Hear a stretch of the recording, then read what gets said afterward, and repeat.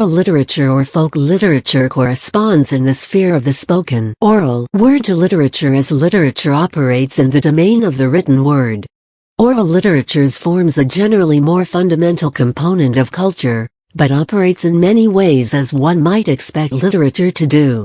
The Ugandan scholar Piyoza Rimu introduced the term orature in an attempt to avoid an oxymoron, but oral literature remains more common both in academic and popular writing. In the book Encyclopedia of African Literature edited by Simon Gikandi, Routledge 2003 edition defines it as, orature means something passed on through the spoken word, and because it is based on the spoken language it comes to life only in a living community.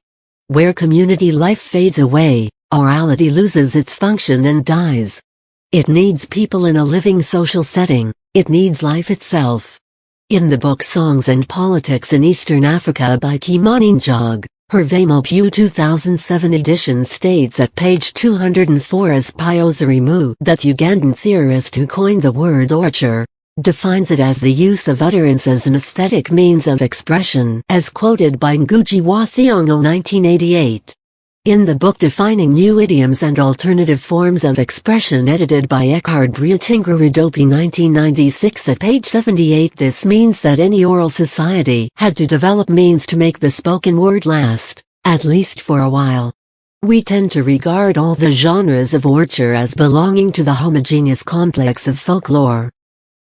Pre-literate societies, by definition, have no written literature, but may possess rich and varied oral traditions, such as folk epics, folklore, proverbs and folksong, that effectively constitute an oral literature. Even when these are collected and published by scholars such as folklorists and paramimeographers, the result is still often referred to as oral literature. Literate societies may continue an oral tradition, particularly within the family, for example bedtime stories or informal social structures.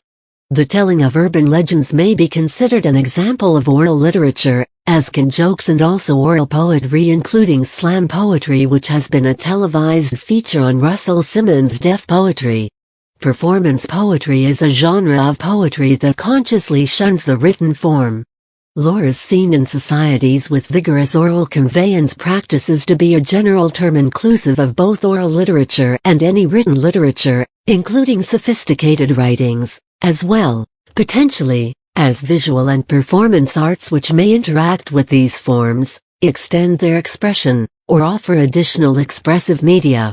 Thus, even where no phrase in local language which exactly translates oral literature is used, what constitutes oral literature as understood today is already understood to be part or all of the lore media with which a society conducts profound and common cultural affairs among its members, orally.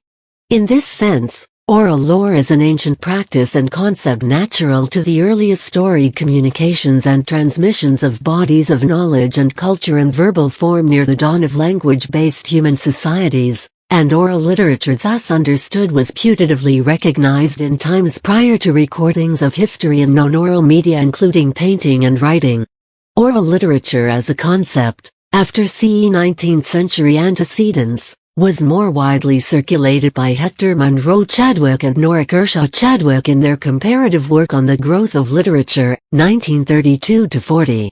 In 1960, Albert B. Lord published The Singer of Tales 1960, which influentially examined fluidity in both ancient and later texts and oral formulaic principles being used during composition and performance, particularly by contemporary Eastern European bards relating long traditional narratives.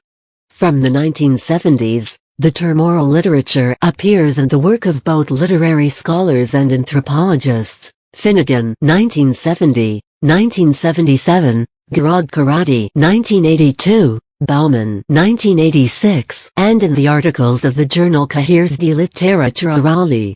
Although deaf people communicate manually rather than orally, their culture and traditions are considered in the same category as oral literature. Stories, jokes and poetry are passed on from person to person with no written medium.